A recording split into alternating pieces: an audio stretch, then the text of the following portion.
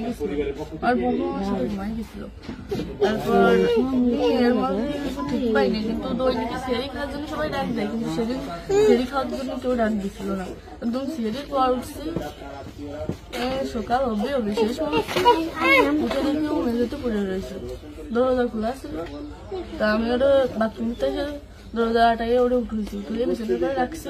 মানে জ্ঞান হারাইছিল না ঘুমাই পড়ছিল জানি না, কিন্তু নাড়াচাড়া লাগার কারণে উঠে গেছিল। উঠে করছে আপা আমার অনেক কষ্ট হচ্ছে আর জ্বালা পোড়া করতেছে। আমি বলছি ফ্লোর করে পড়ে রয়েছে এর জন্য ওরকম হয়েছে। তারপরে ও ঘুমাইছিল না কি জানি না, আমি কাছে চুপ করে ঘুমাই পড়। তারপরে আমি ঘুমাই গেছিলাম। সকালে ভোরে 6টার দিকে ও করছে কাঁদতেছিল আর বেগে বেগে নিঃশ্বাস নিচ্ছিল। তারপরে আমি করছি কি হয়েছে তোর, ওরকম কাঁদতেছিল রাত্রেও, আবার মনোরম করতেছি, সাতপাল করে আদর যাচ্ছে। ও তারপরে করছে মানে তাহলে আমার সাথে এরকম করছে আর হচ্ছে ভাইয়া দরজা খুলে দিছিল। তো আমি করছি আমার এই ঘরের ভিতরে না হলে আমি তো কিছু টের পেলাম না, তো করছে আমার ঘরের বাইরে